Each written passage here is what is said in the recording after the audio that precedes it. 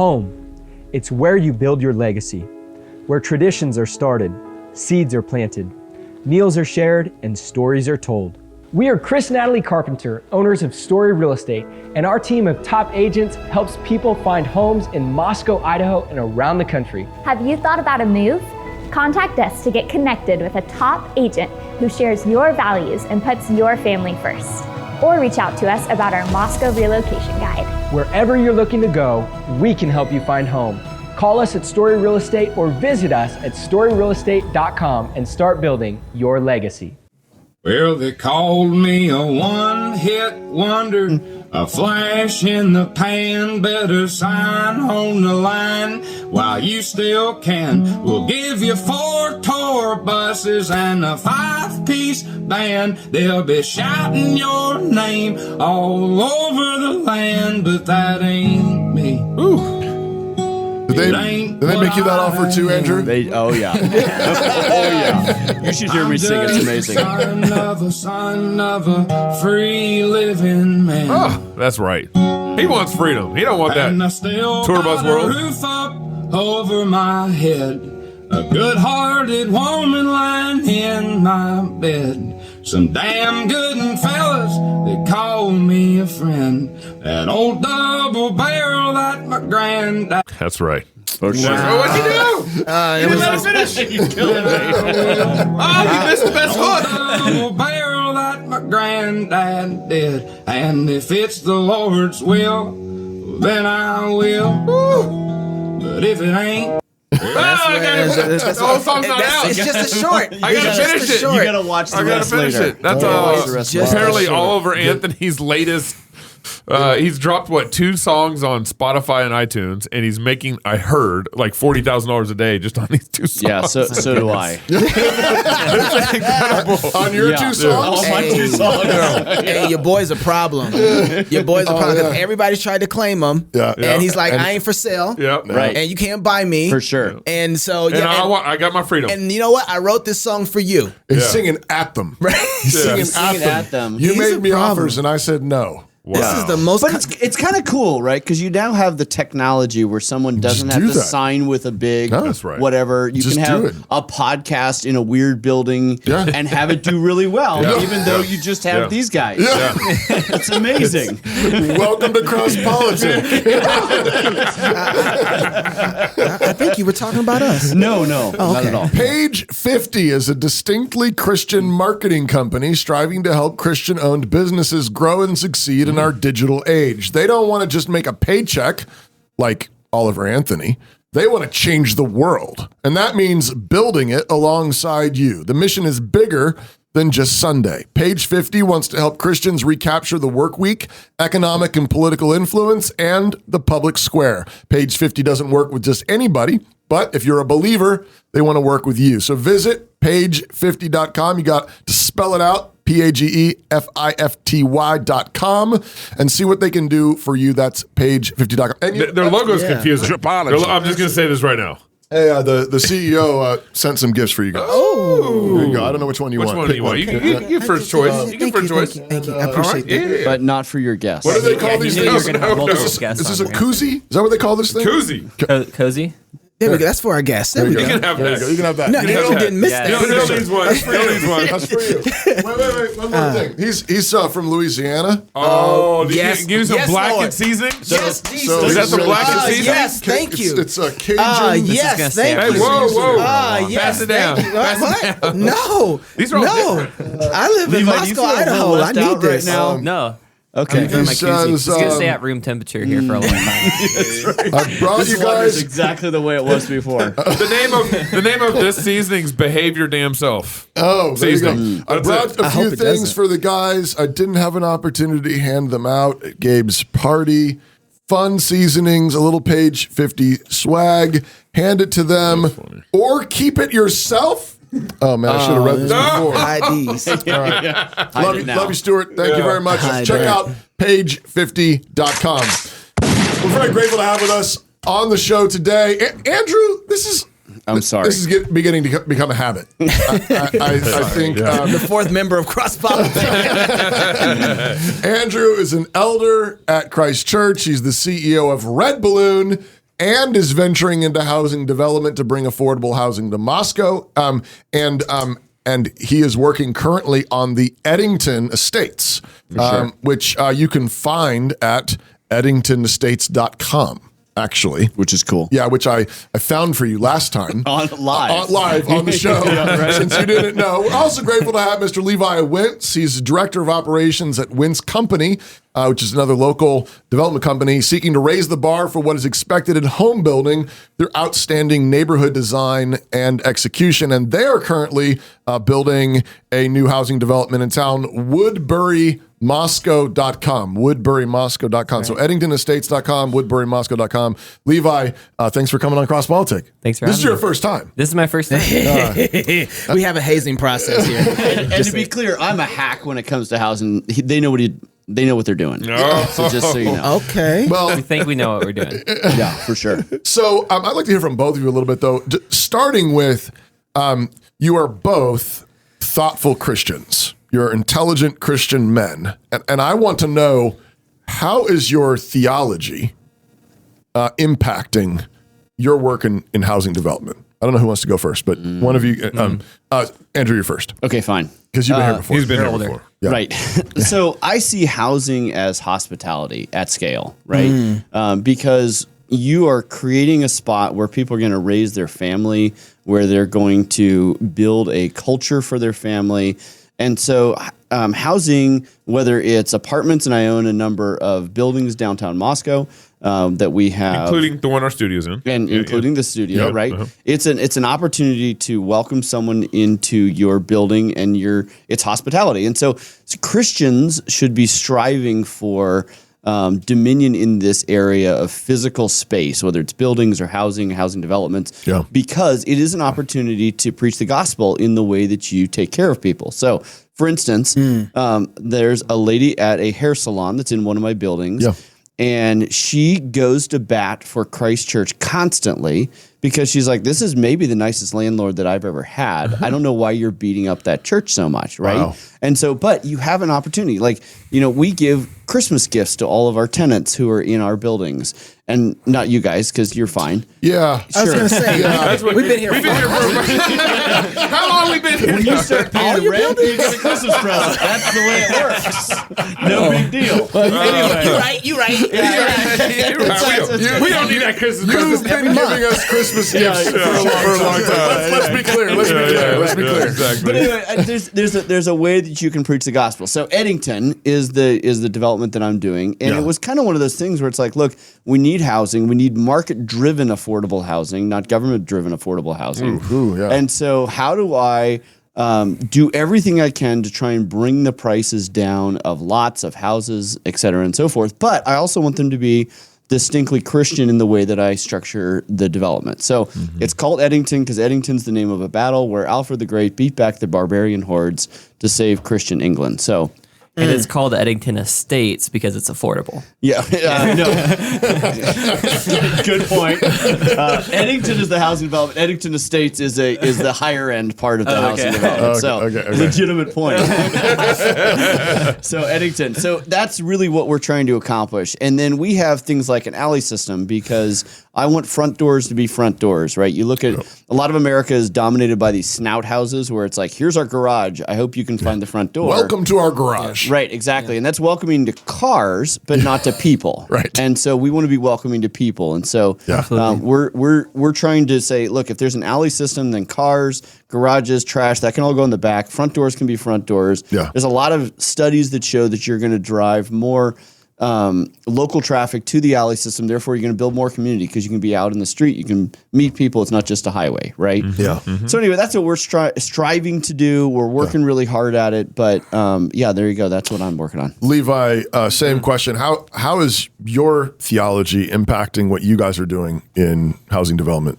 Yeah, well, I think that Andrew said a lot of it. Like, we as Christian developers, we should be thinking about taking dominion over the world, and creating in the image of our Creator. Developers more than anyone else, I would argue, have the opportunity to greatly affect how humans live. It's developers who are building everything. Architects work for the developer. So the developer says, hey, this is either going to be pretty or I just want a box, and the architect's going to do it.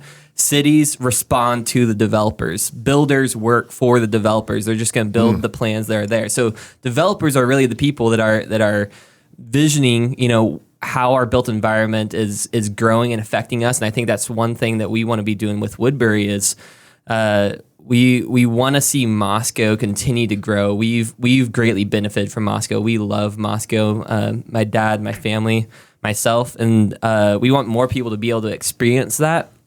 And we want to be thoughtful in how we continue to develop that, doing it in a sustainable, beautiful way that really enhances people's living. So I liked a lot of things that Andrew is saying, because as the developer, you have the opportunity to influence people's everyday lives. You get to influence, how they live in their house, the routines that they have, how their kids grow up, the parks that they go to or don't go to, the amenities they get to use, the social outlets they get to use. And so it's really a holistic approach of thinking about how do we create a human-centric environment that's really benefiting whoever moves into this place. I think as Christian developers, the main thing I would say is, do you have a mentality of taking or giving?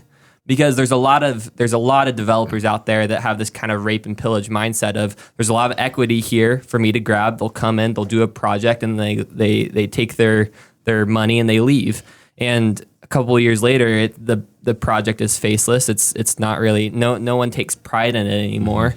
So as Christians, knowing that we're trying to build things that last, how do we go in and instead of taking equity, give it, build it, make sure that there's value there that's going to last beyond just the money you're going to make while you're doing it. You have to make money as a developer, or else you can't keep doing it. Right. Right. But that should be our main point. It is really a ministry in that sense of, how can I better other people's lives and create value? Are there some practical things that you're thinking about in terms that are high priorities for your guys' work, like that might, again, in addition to just making room for people to come to Moscow, you're also trying to impact the community and let's shepherd people this direction? Or are there practical things that you guys are really wanting to prioritize? Absolutely. We'll probably touch on this later, but all housing in one sense is affordable housing just by giving supply to the market, So correct. The Woodbury product definitely is, it's probably middle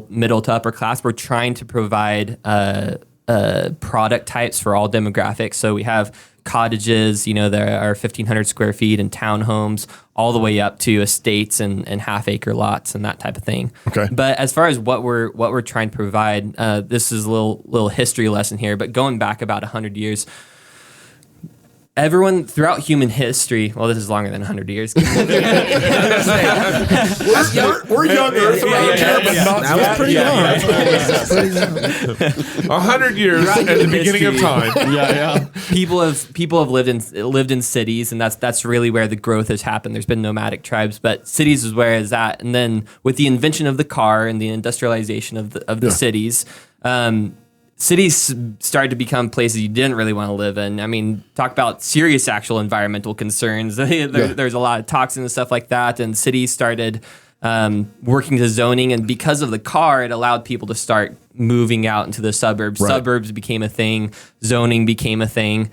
And that was great. I mean, it really, from the 40s, started in the 30s, and from the 40s on, I mean, for the last 80 years, we've just been booming in the suburban sprawl. Zoning was great. There are aspects of zoning that were helpful. There's a lot of aspects of zoning that weren't great. Yeah. But that suburban sprawl has allowed us to grow in the way that we've grown. But I think 80 years later, we can look back at, okay, this is kind of a low quality of life. We're so car dependent. We've allowed the car to dominate how we build and design and so much engineer. time in the car. We spend so much time in the car, and Not in the house. So what we're trying to do is bring that back to how do humans actually want to live? In Moscow, it's not that hard. I mean, you're in a 5-minute drive of anywhere. You don't spend a ton of time in the car, but even still, how do you lessen your trips every single day? So there's a school of thought called New Urbanism, and one of the designs is tradition. It's called traditional neighborhood development, and that's what we're doing at Woodbury. It's the idea of you want everything that you really need within a 5-minute walk. So people will go to work. They go to work. They go to home, and then they usually have one other place. It's kind of like a social outlet. Sometimes it's church for people, but oftentimes it's the pub down the street, the coffee shop, whatever it is. They can go somewhere and meet someone. They need groceries. They need milk and eggs, and so. We got approved by the city of Moscow to do a central business district. It's in the middle of Woodbury. And we have everything designed to be walkable, front porch communities, rear loaded, taking the cars off the streets and really making a pedestrian dominant environment so that pedestrians, encouraging people being active and walking around. So that's one way that you enhance people's lives, just like that. Making sure that they spend less time in the car so they can get everything they need right there. And I'd say the other aspect of that is just, really you can inspire people with design and architecture. It's a lot easier to look at the negative effects, but look at any public housing project. There's a gray, faceless, void building, and that the people that live there take that identity. There's no pride, there's no purpose. That might as well just throw graffiti on the wall and throw trash on the ground. It made it look better. Add a little color at least. That's what they're trying to do. Right. But humans. I think getting back to the theology of there's the development aspect that we can talk about, and then the theology of just housing and home. People want a home. Homes are good things, and they really show our identity. I think you can be prideful about it, but also it's inspiring. It's like, this is where I live. I want to make this home. People have that tendency. Yeah. For sure. You guys are giving thought to this. I think, Levi, you already touched on this. How are most people thinking about housing developments? And how's that kind of contrast with, maybe you don't know most housing developers, but I know you touched on, like, some of them are just build and grab. Is that the norm? I'll start and you can go. I think that there's two approaches. There's the demand approach of housing is we're in a housing crisis. We've been in a housing shortage since 2008 because people just stopped building. We're probably going to be in a housing shortage for decades to come. Are you saying particularly in Moscow or nationwide? Nationwide. Okay. Why did they Moscow. stop building in 2008 There was some concern about the market. Yeah, the downturn of the economy. But people were overbuilding. People were overbuilding leading up to 2008. Right. They were overbuilding, but for context, so last year there were 2 million new households created. So people moving out to the point that they should be able to buy a house, move into a house, whatever. And there was 1.4 million houses built. Okay. So what was it like in 2007?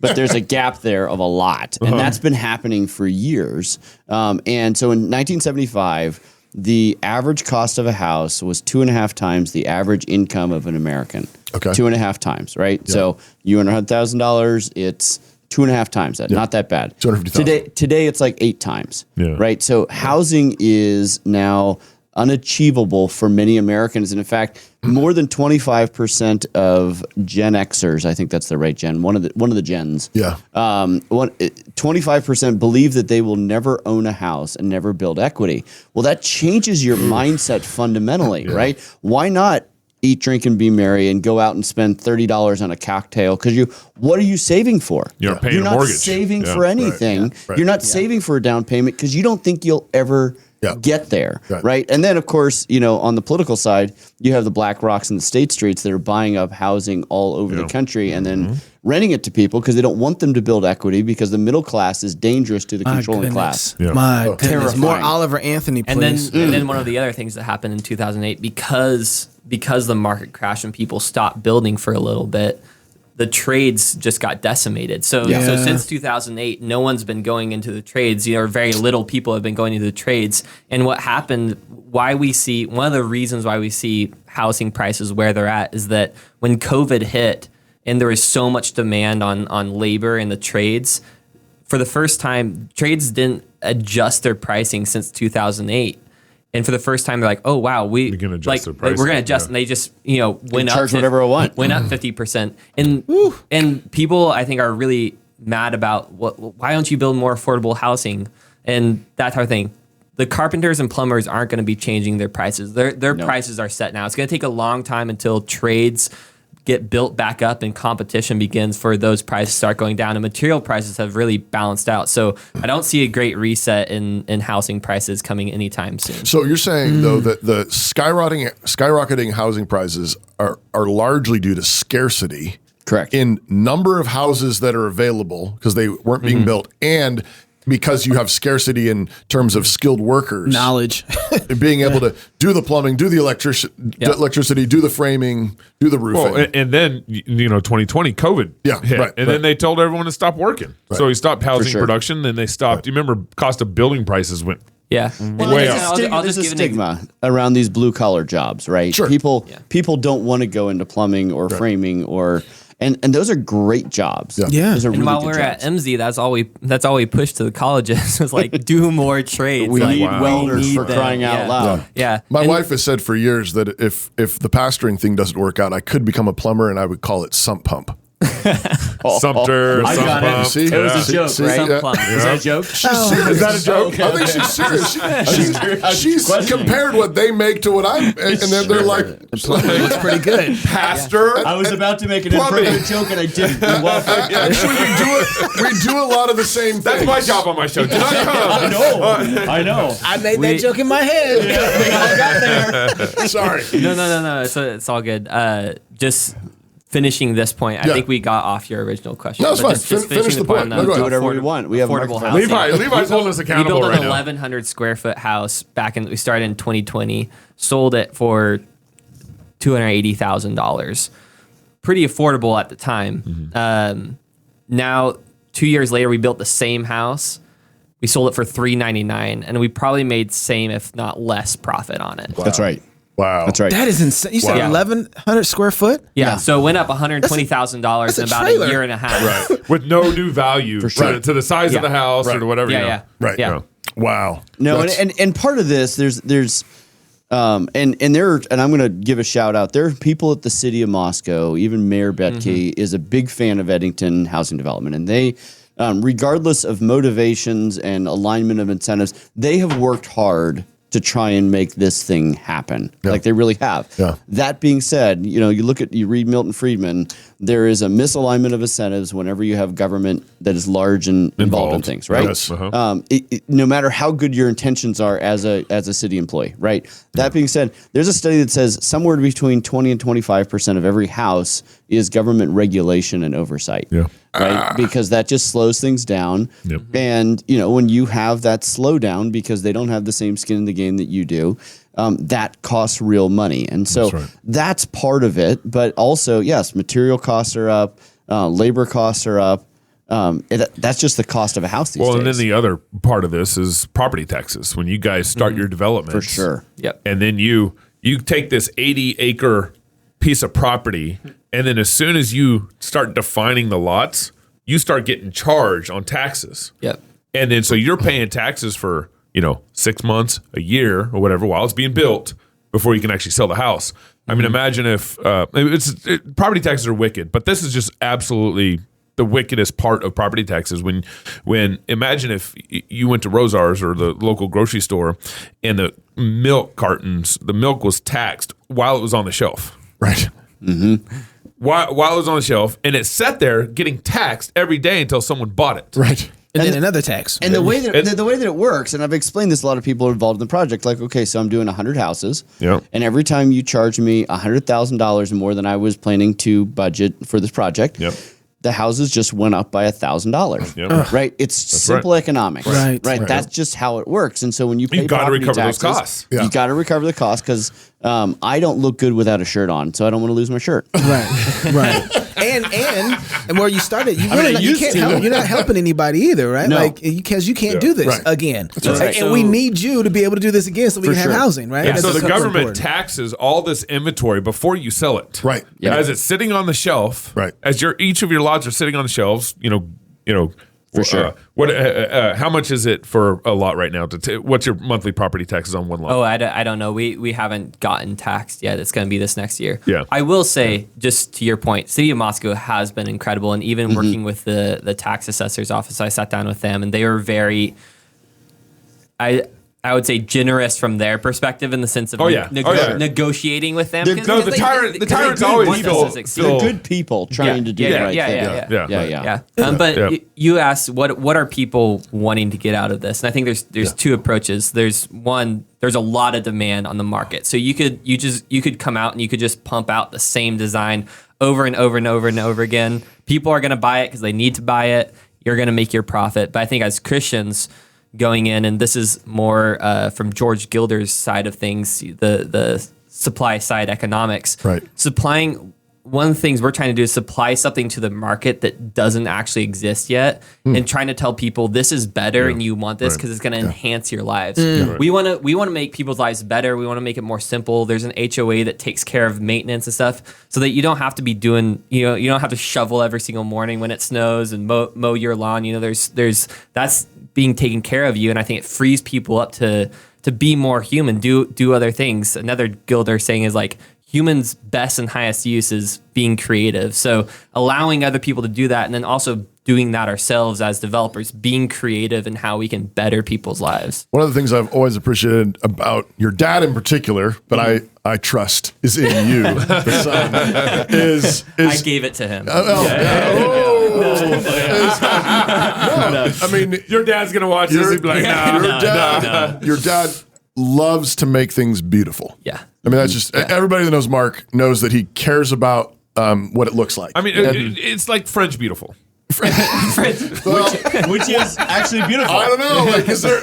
I mean, they kind of lead the way. French guys. But your dad built my mother-in-law's house before my father-in-law passed away from cancer a few years ago, and did an amazing job. And had a particular design. There was some customization in there. My mother-in-law loves it. It's perfect. For her, your father also actually helped me pick out our land that we bought. Oh, really? Where we built our house. I was talking to him one day. We were looking for land, and he offered to just take a drive with me. And we looked at 3 different plots, and he was literally like, I wasn't sure what I was going to do, and he got to the land that we ended up building on, and he said, "Oh, Toby, this is fantastic." He loved it. And that meant a lot. It was like, I went home and I was like, Mark Jenny, likes it. I was saying, Mark really likes this land. I explained the thinking and everything. There was one plot out near Andrew, and we didn't like that one at all. It was underwater, basically. It was downhill from Andrew. And I have a cannon. It's weird. Potato launcher. So I gotta know, you came in here with a little booklet, and I was like, "What's in the book? Like what's in the book? What's in the book?" We've been talking about it. Did you already tell us everything? I just No. okay. What else? Well, what else is in the book?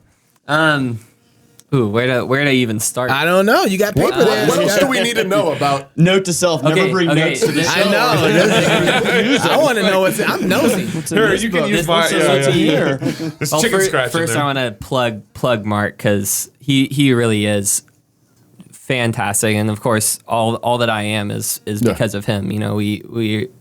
I ask him questions about this type of stuff every single day, and he's really passionate about what he's doing, and he's given that to all his kids. Yeah. My sisters are the architects for what we're doing. Your sisters did the drawings for my house. It's a good system he's created. Yeah. So and he comes from an approach where he's like, probably to a fault, he's like, doesn't think about the financial side of it. He's just like, if we build something beautiful, it will it will come. It'll, like, that's our primary focus, and it has to make money, but that's not why we're doing what we're doing. And so That's absolutely true. That's absolutely true. And sometimes you do have to come back and say, well, but this is all I've got. This is all I've got. But the way to make the most amount of money probably is to have a sea of linoleum and vinyl and just have a horrible, ugly thing that people have to buy because they don't have a choice and not really care about them. And I think that's the part of the story is the best profit is the profit for your soul when you create a beautiful place for someone to live. Yeah. And when you do that well, it makes a big difference for them. Christians, I think generally over the last 100 years, as we've been more and more beleaguered by unbelief, like culturally, we've been hemmed in many respects, I would say have done the best probably at putting up something of a fight when it comes to truth. Yep. A little bit in terms of goodness. And we've sucked at beauty. Yeah, And, for sure. And many Christians will even say, why does it even matter? I mean, isn't the point just to get souls to heaven? Right. And like, I mean, a cardboard box will do. I mean, maybe a little bit of insulation, but like, I mean, really, like, why are you As long as you don't die. right? Right. And a place to hang our TVs. So why should Christians care about beauty? Why should Christians put extra money? Like, you could give that money to the poor. And why should they care about, doing a extra, a brick backsplash or, something that's like costs way more money? They could have just done linoleum and Right. you put hardwood floors in that thing. Well, if we, want to follow our creator, wildflowers are the biggest waste. Right? They really are. Like, why does God throw these wild, like, we don't eat it's them? just going to burn. It's just going to burn. Like, what's the point Right. of doing that? But God loves beauty, and we see it through all of creation. So we should be following that, and we should be very thoughtful about how do we build community through the houses? How do we bless people who are living in the houses? And by His grace, we as humans take joy in beauty. That's right. Also, He's given us that capacity to be able to enjoy a beautiful sunset or, architecture and design. They have natural laws that to us as humans look good. Symmetry looks good. Yeah. It's like Right. that's something God created. I'll never forget Francis Fukashon said that, God made humans to enjoy food. Right. Yeah. It's not like the horses or the French guy. cows. It's Another like, French Another guy. French guy. Another French guy. The cows get to chew grass. We get to eat steak, with seasoning on it. In the same way, we get to enjoy beauty in a God way. gave us eyes to see, and there's something about that symmetry. There's something about color. There's something about space. But it takes and a lot being of hard created work. in His image. Yeah. It takes a lot of hard work, Yeah. and I think it's easy to just be like, "Yeah, I want that." Well, like, okay, so what are you going to do about it? You don't just like in any other thing in life. If you want to be good at it, you have to work really hard at it. Right. You need Yeah. to study it. You need to Right. not just assume that you can pull off beauty because you read one book. You have to really work hard at it. And so, I've had to employ a lot of people because I am not the most artistic person ever. And so you just got to find people who are good at that stuff, right? And the Wintzes are just naturally good at things.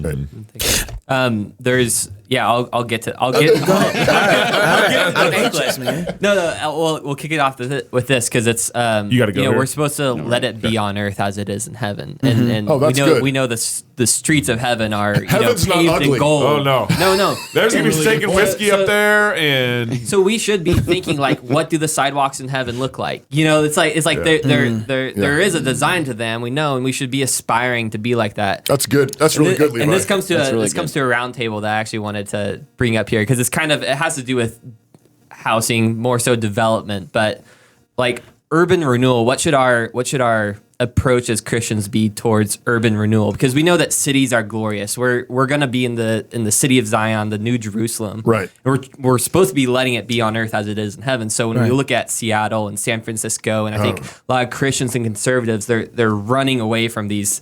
I mean, just meltdown places. Yeah. Rightfully so. Our primary concern should be in protecting and caring for our families. But looking back at it, how do we turn Seattle into the New Jerusalem? How are we redeeming and renewing that? Yeah. And I think Christians can continue to flooding out of these states, and should in one regard be flooding out of these states and coming to Idaho. But you can come to Idaho and you can get your little private Idaho and your land out there and just remove yourself from all the culture and all the politics and everything that's going on. But humans innately are meant to be in community. That's how God created us to be. So I don't think that that's the answer. I think you can ignore culture, but eventually it's going to end back up on your doorstep. So how do we, and you guys are doing it here on Cross Politic, engaging that, thinking about how do we create a counterculture and how do we should be thinking with the mindset of redeeming and renewing. I mean, this is to 1,000 generations. How can we incrementally get back into these cities? Because I really think they're glorious. I mean, cities are amazing, The energy but they're and just the people. And there's so much going wrong with them right now. I know. I that's a great. I love the question. because I do think there is among some a kind of retreatist mentality, Yeah, for sure. and a kind of like bunker prepper type mentality, and this uber agrarian. or we've thing. lost, or we feel like we've Yeah. lost. Yeah, yeah. kind And, of you know, sounds- and some yeah. people are called to be farmers, and some people are called to live sure. in rural areas and be the frontier people, but most people aren't. Right. Most people have to live in closer community. My short answer, I want to hear what you guys actually think, but my short answer would be, I think there's a whole bunch of people that need to stay in the cities, and where God has given them a place to work and fight from. They have a solid church, they have a solid school, they have a business, and they need to stay and fight until God relieves them of duty. So Yep. I want to give a word of encouragement to people who are still in Seattle, still in Portland, still in San Francisco, raising their family. They have a Christian school, they have a thriving family, a thriving church community. Don't give up a square inch that God's given you, and make it beautiful there. Yeah. Amen. Make your front yard the most beautiful front yard on the street. Amen. Make your business the most excellent business in the community. Make your church all of that. But then I would say for those who don't have it and they need to regroup, what I would call this coming to Idaho or coming to other places where there is a thriving Christian community is a strategic retreat. A strategic retreat is to regroup, to go somewhere where you can fight from, not somewhere to hide. Right. Yep. And so then I would say the point is the way we are going to get ready to retake Seattle is by building beautiful things here And learning how to do it. and learning how to do it, because a whole bunch of Christians haven't been making anything beautiful for decades. Right. We're not good at telling stories. We are not good at making movies. We're not making anything beautiful. Our churches look like metal boxes.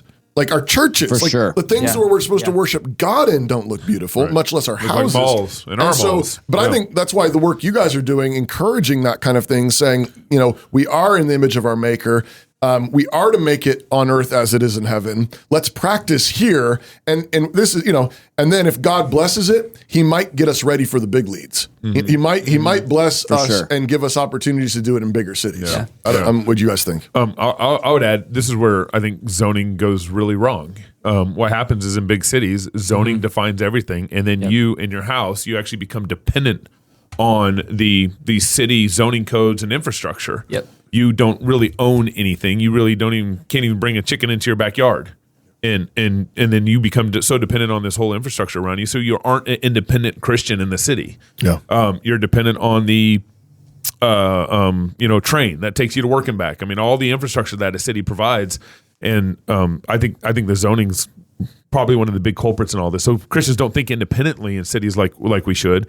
And then all the zoning, what it does is actually ends up just trying to maximize how to get large groups of people from one side to the other side of town. Yeah. So it has nothing to do with beauty, and it all is like this functional, machine that they've created in these cities, and so we've zapped out the life of what it means to be in a city and to be a true independent homeowner in a city too. Right. So I think zoning's massively contributed to this problem, which is I was looking at y'all's neighborhoods and Andrew's neighborhoods, and I love the thought and the detail that you guys are putting in. You got, a park over here. You got these 7 houses that are sharing a circle over here and everything. I'm like, you're embedding community into the design. Andrew, you're planning a church in your community. Is that right? That not in phase 1. Yeah, but right. absolutely. But the big picture is I happen to have a hill, like it goes all the way up to a hill, and I want to have a be stone church at the City top. on a hill. Is there Right. a City church on a hill. in yours or could be? There could be. We in that have central the idea, area? The idea right now is like we don't know exactly every spot, but there's a community center. I think we want to do kind of a community center chapel type deal. Yeah. That could be a church as well as just a meeting spot for the community. Yeah. And I think one of the things, medieval cities grew up around a church. churches. Around That's why you go through all these old medieval cities in Europe, and at the center of And they're a town is a visual church. focal point, Yeah. right? Yeah. Generally. And you see the pride that they put into it. I mean, there was a lot of politics throughout the Catholic Church during that time. But also, I mean, you just think about the guy that was the tradesman on Notre Dame that spent his entire life, setting bricks at Notre Dame. Literally his entire life. And the passion that he probably had of like, this is like, I am doing a service to my God. Like this is my whatever 80 years of laying bricks or whatever. whatever Wow. whatever it was, they had passion about what they were doing. I think we need to renew that. I think also, Gabe, to your point, there are a lot of things in the city that are, the zoning and how it's built that I think we've expanded. As I was saying, the last 80 years, we've expanded with this mindset that I think was right at the time, but we kind of realized, like, man, there's a lot of flaws in how we grew this in our infrastructure, and so I would encourage Christians that are in the cities, and this is a little bit to myself as well. It's like those zoning codes aren't gospel. They're not as gospel as the gospel is. They can be changed, and we even saw the city of Moscow change that for us. It's a little simpler here, but I've been seeing more and more cities relaxing on those zoning codes and allowing mixed use and allowing these different things. And so I think as Christians, we need to go back in. That's where development comes in. It's like, look, let's go back and change the city. Let's change the things that are wrong with it, know? Yeah, don't just go into the woods and complain about what. I want to know what Knox thinks. Oh, I was going to end and let y'all finish. Yes, that's what I was afraid of. That's what I was afraid of. Well, I think historically Christianity knows really good how to take over a city. Right? They've done some things really well. They have churches, they plant churches, and they plant schools. And when they do that, then you have families. And I've watched Moscow, and I've been thinking about this because I really have a heart for Minneapolis. Strategic and feasible is a very, very important rule, right? If you look at what Google is doing, Amazon is doing, Detroit is hot for them right now. And you know why? Because it's cheap for them right now, right? When worldviews turn to idolatry, the land becomes rancid and it gets cleansed, and the land becomes very cheap. That's true. And so it's about to be very, very affordable for Christians in San Francisco to find 12 blocks, buy the 12 blocks, plant your church, plant your school, find your 12 families on the whatever, and come in there and say, all right, how we serve the Lord here in this 12 block radius, strategic and feasible. What can we be close to that has an effect? Okay, we're thinking it's not built the way we want, but how do we have an effect on these 12 blocks? And how do we live in a community together that the light of gospel shines out on these 12 blocks? And I think that that's becoming a reality. We do this in a lot of ways throughout the culture of the world.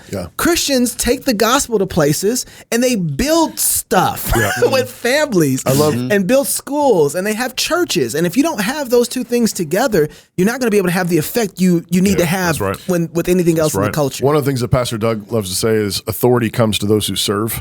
Authority flows to those who serve. And I think that's part of what, the church has lost a sense of, like, you see a need and you say, that's not how it should be. Well, then get busy. Go fix it. Why don't you volunteer? Why don't you run for that office? Why don't you just criticize it? Yeah, right. Like, authority flows to those who serve. You all are serving our community in massive ways, and I think that God is giving you authority then in our community. And so you have mayors and city councils and city planners and stuff that are, like, thankful for the work that you're doing because they know that you're actually doing an incredibly important service to our community. And Christians, we need to keep growing in that and seeing opportunities. And you see something wrong, you see a problem. Well, there's about to be a lot of opportunities in a lot of big cities. Maybe God's calling you to serve. That's right. Websites. Levi, what's your website that people can go to? WoodburyMoscow.com. WoodburyMoscow.com. Probably EdingtonEstates.com. Probably. Likely. Google it. Don't forget to join. Redballoon.work. We know that one. Also, don't forget to join the Fight, Laugh, Feast pub. I'm not going to read the whole ad, but basically that's the name of our app, and our app is kind of where it's the central hub of everything we're doing. You get all the shows, past shows, and so forth, but also if you're a club member, pub member, that's where you can watch This America. Someday I will be able to watch Gabe, he's This got America. that work. Gabe, you tasting the seasoning? Someday. I'm tasting out. And also our Rowdy Christian, what is it called? Rowdy Christian Guides. Sorry, it wasn't moving fast enough for me. Highlighting the practical guides to fun and godly life. So go get the Fight, Laugh, Feast app today. It's brand new. Pub TV. Brand new Pub TV. Head on over. All right, if you're single, get married. If you're married, have you some kids. And if you have kids, go baptize them. Until next time, love God with all your heart, soul, mind, and strength. Love your neighbor as yourself. Go fight, laugh, and feast. This is Cross Politics. You doing all right over there, Gabe? Yeah, no, it wasn't bad. Gentlemen, thank you guys. They're cheating a little bit. They're putting a lot of brown sugar in there. Thank you guys. Appreciate you guys. I hope my son is gay. And I hope that Jesus forgives him just like he does the rest of us. Doug Wilson, Moscow minister and columnist with the Idahonian Daily News. The question that confronts us is, what does it mean in a disobedient culture to be prophetic? There be a place for same-sex couples? No marriage. Even though it's the law of the land in the United States? Just like Roe used to be. We want to turn the world upside down, and you don't turn the world upside down by being nice. I believe that we are in this polytheistic, pluralistic moment, and the desperate need of the hour is for our Christian leadership to say, Jesus is Lord and there is no other. Fear no man.